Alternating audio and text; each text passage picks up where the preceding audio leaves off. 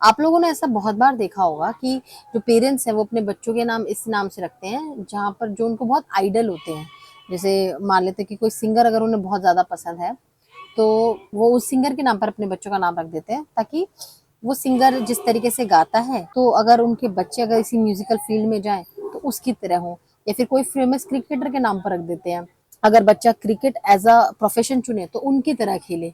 तो क्या है, हम बहुत ज्यादा इम्प्रेस हो जाते हैं और उस पर्सन का नाम अपने साथ जोड़ लेते हैं। ठीक है, तो कुछ ऐसा ही हम समझते हैं फिजियोनॉमी के बारे में। So hey everyone, my name is Sweety Parveen और आप देख रहे हैं क्रिमिनोलॉजी ज्ञान। आज के इस वीडियो में हम समझेंगे फिजियोनॉमी होता क्या है और फिजियोनॉमी का जो टर्म है वो दिया किसने था, और एग्जाम पॉइंट ऑफ व्यू से हम ये भी समझेंगे कि कितना इंपॉर्टेंट है ये टॉपिक और किस तरीके से इसके क्वेश्चंस आते हैं। तो वीडियो को बिल्कुल एंड तक देखना है और अगर चैनल पर नए आए हैं तो चैनल को सब्सक्राइब कर दीजिए और साथ में लगे बेल आइकन को भी प्रेस कर दीजिएगा ताकि मेरे तरफ से आए किसी भी नोटिफिकेशन को आप मिस ना करें। सो बढ़ते हैं वीडियो की तरफ। तो सबसे पहले ये जो टर्म है रेनेजेंस, ये समझते हैं ये क्या होता है। तो रेनेजेंस क्या होता है, 1450 से लेके 1600 तक का इसका जो फेज था वो रेनेजेंस का पीरियड था। सो रेनेजेंस का जो लिटरल मीनिंग होता है उसका मतलब होता है रीबर्थ। ठीक है, रीबर्थ यानी कि कोई चीज को वापस से मॉडिफाई करना। ठीक है, मतलब वो चीज पहले तो एग्जिस्टिंग थी मगर उसमें कुछ चेंजेस करके उसको वापस लाया गया। तो एंशियंट ग्रीक्स का जो ट्रेडिशनल थिंकिंग थी, वे ऑफ ऑब्जर्विंग थिंग्स, वो अलग था। तो एंशियंट ग्रीक टाइम पर, एंशियंट पीरियड में ये माना जाता था जो क्राइम है वो कौन करता था, वो पर्सन खुद नहीं करता था, अपनी मर्जी से नहीं करता था। कौन करता था, कोई सुपर नेचुरल पावर है वो उस पर्सन को पॉजेस करके रखी हुई है, उसके कब्जे में है वो बॉडी और वो बॉडी से काम ऐसे करवा रही है, क्राइम करवा रही है। तो ये जो रेनेजेंस का पीरियड था वहां पर क्या हुआ, गॉड सेंटर्ड से होकर ह्यूमन सेंटर्ड थिंकिंग में आया। जब आप प्री क्लासिकल स्कूल से क्लासिकल स्कूल की तरफ बढ़ते हैं तो आपको पता चलता है कि जो एंशियंट टाइम में लोग क्या सोचते थे कि ये सोचते थे कि भाई जो पर्सन है वो उसका फ्री विल नहीं था। लेकिन क्लासिकल स्कूल तक आते आते फ्री विल पे बात आने लग गई कि पर्सन जो है अपनी फ्री विल से जो है क्राइम को कमिट कर रहा है। तो गॉड सेंटर्ड से ह्यूमन सेंटर्ड में आ गए, है ना। पहले जो भी क्राइम हुआ करते थे वो ऐसा माना जाता था कि अगर रिलीजन के अगेंस्ट है तो वो बहुत बड़ा क्राइम होता था, गॉड के अगेंस्ट कुछ कह दिया वो बहुत बड़ा क्राइम है। और आप ओडील्स और ओथ्स की अगर आप बात करते हैं तो उन सब में भी हमें ये रिलीजियस एक्टिविटीज का हमें जिक्र देखने को मिलता है, जैसे कि कोसा, है ना, माइल्ड वाटर वाला जो कॉन्सेप्ट था। तो इस तरीके से जो चीजें हैं वो गॉड सेंटर्ड थी सारी, तो गॉड सेंटर्ड से शिफ्ट होके वो चली गई ह्यूमन सेंटर्ड में। ठीक है, तो यहाँ पर जो ग्रीक और रोमन नॉलेज था उसका रिवाइवल हुआ, गॉड सेंटर्ड से ह्यूमन सेंटर्ड में चीजें पहुंची और यहाँ पर फिर फोकस किया गया ह्यूमन पोटेंशियल पर, आर्ट, साइंस, एक्सप्लोरेशन, इन सब चीजों पर फोकस होने लगा। सिर्फ हम पहले गॉड सेंटर की जो भी चीजें हो रही हैं वो गॉड की मर्जी से हो रही हैं और गॉड पर ही रिलाई की जाती थी, लेकिन फिर धीरे धीरे क्या हुआ, ये शिफ्ट होता गया। इसी पीरियड को रेनेजेंस कहा जाने लगा। सो नेक्स्ट हम बात करते हैं कि फिजियोनॉमी क्या होता है। फिजियोनॉमी क्या है, it is an art of making judgments about people's character from appearance of their face. लोगों के फेस को देखकर उनके पर्सनैलिटी या उनके कैरेक्टर के बारे में बताने को हम फिजियोनॉमी कहते हैं। So it is an art basically. तो जब आप बायोलॉजिकल स्कूल ऑफ क्रिमिनोलॉजी की बात करते हैं उसी टाइम पीरियड पर ये सारे कॉन्सेप्ट आए थे, फिजियोनॉमी, फ्रिनोलॉजी, ये वाले सारे कॉन्सेप्ट उसी टाइम पीरियड के। तो फ्रिनोलॉजी ऑलरेडी मैं अपने चैनल पर अपलोड कर चुकी हूँ, वो चेक कर सकते हैं आप जीरो टू हीरो प्लेलिस्ट में जाकर, वहां पर मैंने आपको फ्रिनोलॉजी समझाया हुआ है। और फ्रिनोलॉजी का ही जो अम्ब्रेला टर्म है, ठीक है, मतलब फिजियोनॉमी के अंडर फ्रिनोलॉजी आता है। ठीक है, नाउ फिजियोनॉमी क्या है कि हमने पर्सन के फेस को देखकर हमने उसकी पर्सनैलिटी को जज किया, है ना। तो फिजियोनॉमी जो वर्ड है ये ग्रीक वर्ड फिजिस से मिलकर बना है एंड नमोन से मिलकर बना है। ठीक है, तो फिजिस का मतलब क्या होता है, नेचर, एंड नमोन का मतलब होता है जज या इंटरप्रेटर। ठीक है, नेचर को जज कर रहे हैं इस फिजियोनॉमी से। ठीक है, ओके, सो नेक्स्ट इज फ्रिनोलॉजी से हम फिजियोनॉमी को कैसे रिलेट कर सकते हैं। फिजियोनॉमी जो क्या है, एक ब्रॉड टर्म है, उसी के अंडर एक फ्रिनोलॉजी एक हिस्सा है। फ्रिनोलॉजी में हम क्या करते थे, हम स्कल या ब्रेन पर फोकस करते थे, हालांकि जो फिजियोनॉमी है उसमें हम क्या कर रहे हैं, फेस पर फोकस कर रहे हैं।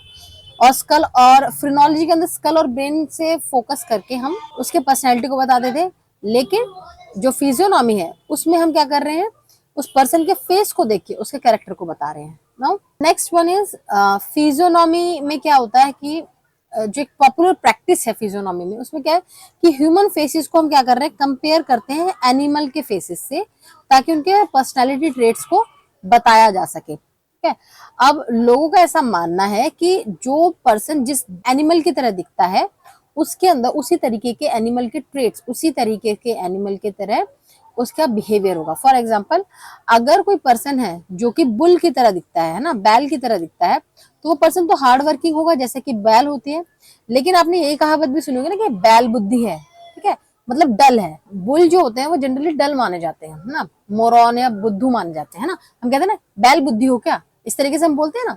तो ये वही चीज कह रहे हैं कि अगर किसी पर्सन की शक्ल जो है बुल से मिलती है, बुल से रिजेंबल करती है, तो उसको हम हार्ड वर्किंग मानेंगे, क्योंकि बुल बहुत हार्ड वर्किंग होता है ना, हल जोतने के काम आता है, तो बहुत हार्ड वर्किंग है। लेकिन दूसरी तरफ क्या है, वो एकदम डल एनिमल है। तो उसके जैसा दिखने वाला पर्सन जो होगा एकदम डल होगा, मगर बहुत हार्ड वर्किंग होगा।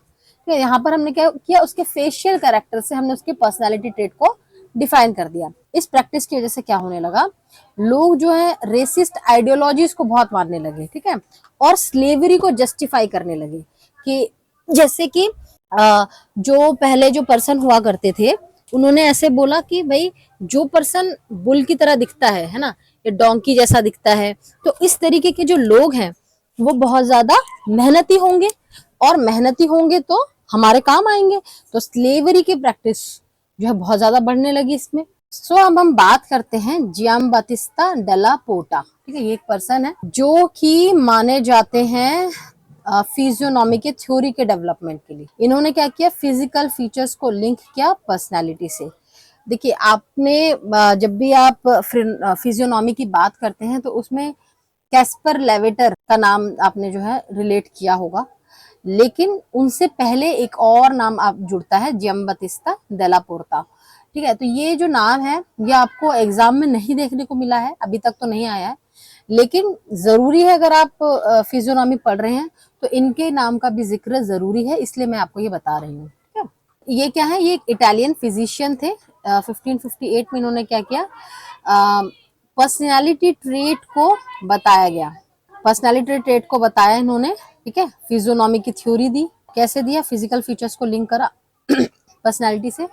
Now he approached the study of relationship from a magico spiritualistic metaphysical perspective instead of a scientific one, classifying humans on the basis of their resemblance to animal. तो इनकी जो स्टडी थी, इन्होंने magico spiritualistic perspective को change करके इन्होंने क्या बताया कि जो पर्सन जिस तरीके का, जिस एनिमल्स के साथ रिजेंबल करता है, वो उस तरीके का पर्सनैलिटी ट्रेट रखता है। फॉर एग्जाम्पल, एक पर्सन है जो कि डोंकी जैसा दिखता है, वो क्या होगा, लेजी होगा और स्टूपिड होगा, है ना। डोंकीज क्या होते हैं, लेजी होते हैं, स्टूपिड होते हैं।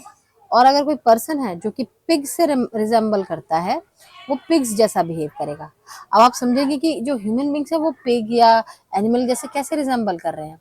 ये फोटो देख के आप समझेंगे। जैसे ये वाला जो फर्स्ट पिक्चर है, इसमें जो पर्सन है, इसके देखो हुक्ड नोज है, जैसा कि आउल के केस में है। तो इस पर्सन की भी थोड़ी थोड़ी नोज जो है उसकी तरह मैच कर रहा है। इसके जो फेस की जो बनावट है वो थोड़ी थोड़ी आउल जैसी है। तो इस पर्सन की जो पर्सनैलिटी ट्रेट होंगे वो आउल से मिलते होंगे। सेकंड फोटो में देखेंगे, ये जो फोटो है, इस पर्सन में ये जो पर्सन का फेस है ये पिग जैसा मिल रहा है।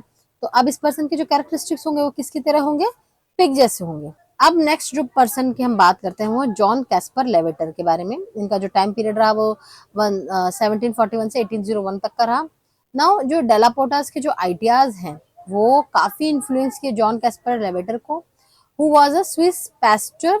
और इन्होंने फेशियल फ्रेगमेंट्स के ऊपर एक डिटेल स्टडी करी, उसको उन्होंने पब्लिश भी किया 1783 में। उन्होंने क्या बोला कि अगर हम किसी पर्सन के आईज, ईयर्स, नोज, चिन और फेशियल शेप को एग्जामिन कर लें अच्छे से, तो हम उस पर्सन के क्रिमिनल बिहेवियर को बता सकते हैं। तो देखो, जो जॉन कैस्पर लेविटर है उन्होंने स्पेसिफिकली क्रिमिनल बिहेवियर को रिलेट करके बताया है। ठीक है, और जो इससे पहले हमने वो डेला पोर्टा के बारे में बात करी थी, वो क्या पर्सनैलिटी ट्रेट्स के बारे में बता रहे हैं। यहाँ पर इसमें स्पेसिफिकली इन्होंने क्रिमिनल बिहेवियर वाले जो ट्रेट्स हैं उसके साथ रिलेट कर दिया है। तो इसीलिए जब आप इसमें पढ़ेंगे, जैसे यूजीसी नेट में भी आपसे जो क्वेश्चंस पूछे जाते हैं या क्रिमिनोलॉजी के लेसन्स में आपको जो है जॉन कैस्पर लेविटर का नाम जो है बार बार दिखता है। नाउ अब ये बोला गया है कि अभी भी कुछ ट्राइबल कम्युनिटीज ऐसी हैं आंध्र प्रदेश में, जो कि जिनका फुल टाइम ऑक्यूपेशन है ये फेस रीडिंग, ठीक है। जैसे कि आंध्र प्रदेश में है भद्राचलम एक एरिया है, वहां के जो ट्राइबल कम्युनिटीज है वो अभी भी फेस रीडिंग करती हैं। बहुत सारी ऑब्जर्वेशन लेविटर की ऐसी हैं जिसका कोई साइंटिफिक बेसिस नहीं है, लेकिन फिर भी वो पॉपुलर बिलीव्स के आधार पर मानी जा रही हैं। जैसे कि ये बोला गया कि अगर कोई पर्सन है, कोई लड़का है, क्या कोई मैन है जिसके बियर्ड नहीं है, तो वो क्या है, एक अनफेवरेबल ट्रेट है। क्योंकि जनरली हम क्या मानते हैं कि जो मेन होते हैं उनके पास बियर्ड होती है, अगर किसी पर्सन के पास बियर्ड नहीं है तो ये क्या है, अनफेवरेबल ट्रेट माना जाता है। तो आज के इस पूरे वीडियो का हम एक बार समरी कर लेते हैं, समराइज कर लेते हैं। सबसे पहले हमने समझा रेनेजेंस टर्म को। तो रेनेजेंस टर्म का मतलब होता है रीबर्थ करना, और इसके अंदर हमने क्या समझा कि गॉड सेंटर्ड से ह्यूमन सेंटर्ड में चीजों को ले जाया जाएगा। पहले रिलीजियस थिंग्स थी, अब क्या है, थोड़ा सा लॉजिकल चीजों को देखा जाने लगा। फिर हमने समझा फिजियोनॉमी टर्म जो है वो ग्रीक वर्ड फिजिस से मिलकर बनी है, जिसका मतलब होता है नेचर, एंड नोमोन का मतलब होता है जज या इंटरप्रेटर। और फिजियोनॉमी क्या है, इट इज एन आर्ट जहाँ पे हम लोगों के फेस को देखकर दूसरों के कैरेक्टर को बताते हैं। यहाँ पर हमने मेन दो पर्सन के बारे में बात करी, एक है जियाम्बातिस्ता डेला पोर्ता और दूसरे जॉन कैस्पर लेविटर। जियाम्बातिस्ता डेला पोर्ता का जो थ्योरी थी वो मेनली क्या करती है कि फिजिकल फीचर्स को पर्सनैलिटी ट्रेट से रिलेट करती है, ठीक है। और वहीं पर जो जॉन कैस्पर लेविटर है, उन्होंने क्या बताया कि जो पर्सन के शेप, आईज के शेप, ईयर्स, नोज, चिन और फेशियल शेप को देखकर हम किसी पर्सन के क्रिमिनल बिहेवियर को बता सकते हैं, ठीक है। और इसके अलावा अभी भी बहुत सारी ऐसी कम्युनिटीज हैं, जैसे कि आंध्र प्रदेश में भद्राचलम जो जगह है, वहां पर एज अ फुल टाइम जो है फेस रीडिंग अभी भी करी जाती है। सो यहाँ पर जो है हमने यहाँ तक पढ़ लिया। अब हम समझ लेते हैं कि यूजीसी नेट में किस तरीके से क्वेश्चन पूछ जाते हैं। तो आपको मैच द फॉलोइंग के तरह आपसे क्वेश्चन पूछा जाएगा। एक तरफ में आपको ऑप्शंस दे दिए जाएंगे, नाम दे दिया जाएगा और फिर कॉन्सेप्ट दे दिए जाएंगे। जैसे इनका जो है फ्रेनोलॉजी दे दिया जाएगा, मेनली जॉन कैस्पर लेविटर के बारे में ही पूछा जाता है। तो अगर आपको फ्रेनोलॉजी टर्म दे दिया या फिजियोनॉमी टर्म दे दिया तो आपको फ्रेंस गॉल, जॉन लेविटर, इस तरीके से इस तरफ ऑप्शन दे देंगे, आपको उससे मैच करना है। या फिर कहीं मतलब मेन जो हमें चीज ध्यान रखनी है वो इस तरीके की बातों को ही रखना है कि फिजियोनॉमी में हम पढ़ क्या रहे हैं। So that's it for today's video. I hope ये वीडियो आप लोगों के लिए इन्फॉर्मेटिव था, और इससे रिलेटेड कोई भी डाउट हो नीचे कमेंट कर दीजिएगा। और टेलीग्राम चैनल को ज्वाइन करना मत भूलिएगा। टेलीग्राम चैनल में आप लोग मुझसे जुड़ सकते हैं और लिंक आपको मिल जाएगा डिस्क्रिप्शन बॉक्स में। ऑल्सो अगर आप चाहते हैं कि कोई एक टॉपिक जो मैं आपको पढ़ाऊं, तो आप मुझे नीचे कमेंट बॉक्स में उसके बारे में भी बता सकते हैं कि आप चाहते हैं कि मैं इस पर वीडियो लेकर आऊं। सो मिलते हैं नेक्स्ट वीडियो में। Till then bye bye and take care.